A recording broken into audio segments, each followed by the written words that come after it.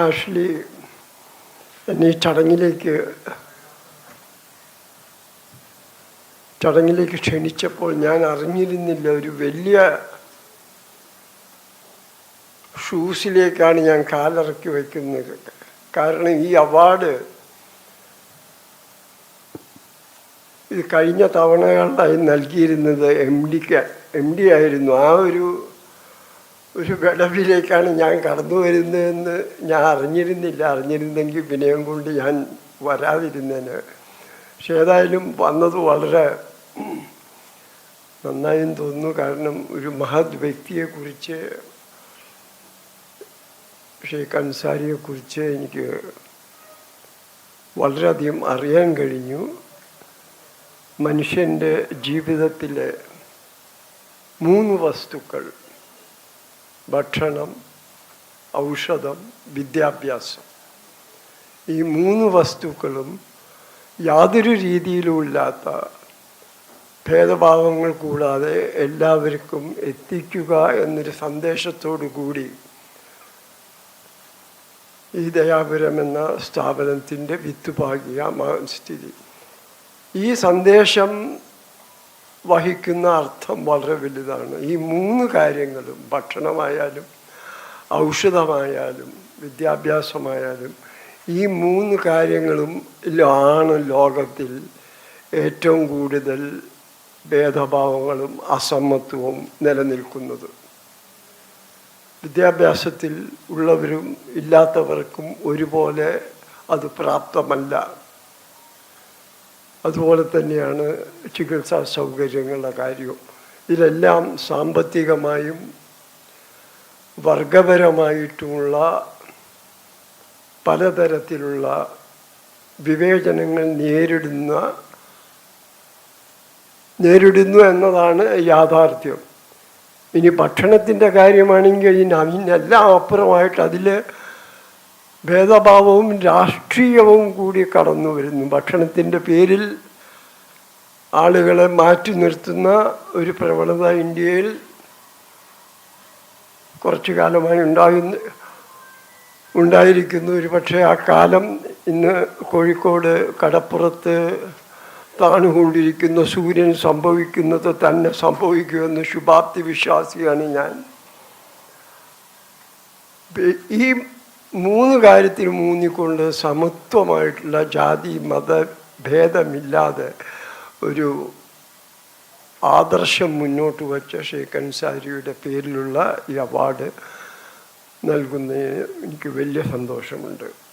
Palliative കെയറിനെ കുറിച്ച് ഞാൻ ആദ്യമായിട്ട് കേൾക്കുന്നത് ഇതിൻ്റെ 1990കളുടെ തുടക്കത്തിലാണ്. അത് എന്താണ് ഈ ആശയമെന്ന് എനിക്കറിയില്ലായിരുന്നു. പക്ഷേ യാദൃച്ഛികമെന്ന് പറയട്ടെ, ഈ സംഘടനയുടെ ആദ്യകാല പ്രവർത്തകരിലൊരാൾ എൻ്റെ അടുത്ത സുഹൃത്തായിരുന്നു.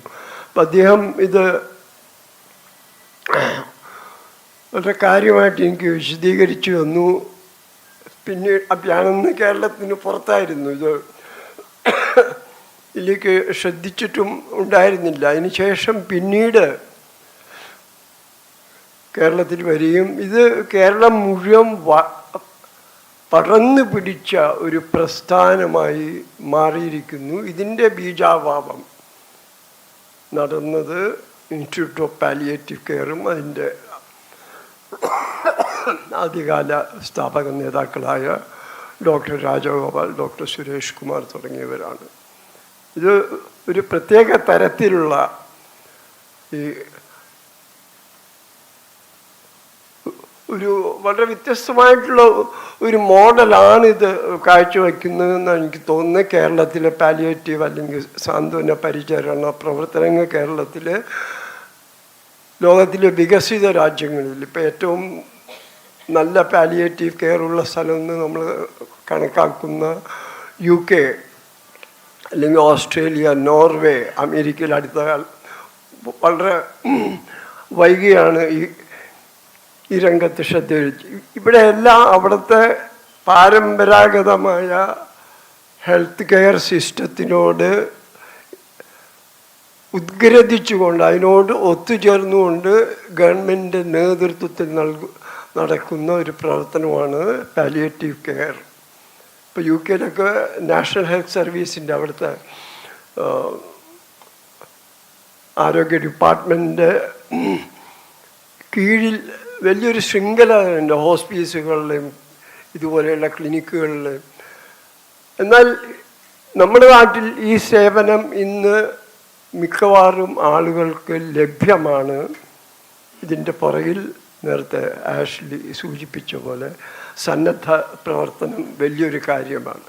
അപ്പം ഇത്തരത്തിൽ വലിയൊരു ആശയം മുട്ടിടുന്നത് ഞാൻ ഈ 90കളുടെ ആദ്യ പാതിയിലാണ് ആദ്യമായിട്ട് കേൾക്കുന്നത്. ഇത് കാണുകയുണ്ടായി, പിന്നെ ഇത് പടർന്ന് വികസിക്കുകയുണ്ടായി, പിന്നെ ഇതൊരു മോഡലായി, ഒരു ഓൾട്ടർനേറ്റ് മോഡലായി, ഒരു മാതൃകയായി മാറുന്നതും കണ്ടു. അപ്പം ഇതൊരു വലിയ സമഞ്ജസമാണ്. ഇങ്ങനെ ഇൻസ്റ്റിറ്റ്യൂട്ട് ഓഫ് പാലിയേറ്റീവ് കെയറിന് ഷെയ്ഖ് അൻസാരിയുടെ പേരിലുള്ള അവാർഡ് നൽകുക എന്ന് പറഞ്ഞാൽ രണ്ട് ആശയങ്ങൾ, രണ്ട് അഭിമുഖമായിട്ടുള്ള രണ്ട് ആശയങ്ങൾ ഒത്തുചേരുന്ന ഒരു വേളയാണ് ഈ സായാഹ്നം. അതിലേക്ക് എന്നെ ക്ഷണിച്ച ദയാപുരം ട്രസ്റ്റിനും പ്രത്യേകിച്ച് ഡോക്ടർ ആഷ്ലിക്കും എന്നെപ്പറ്റി വളരെ സ്നേഹപൂർവ്വം ഓർമ്മിച്ച എൻ്റെ അധ്യാപകനും അധ്യാപക സമാനായ ഡോക്ടർ എം ബഷീർ, എല്ലാവർക്കും അവാർഡ് ജേതാക്കൾ, ഇന്നിവിടെ ഈ സായാഹ്നത്തെ ധന്യമാക്കുന്ന നിങ്ങൾ എല്ലാവർക്കും ഒരിക്കൽ കൂടി നന്ദി പറഞ്ഞുകൊണ്ട് ഞാൻ അവസാനിക്കുന്നു. നന്ദി, നമസ്കാരം.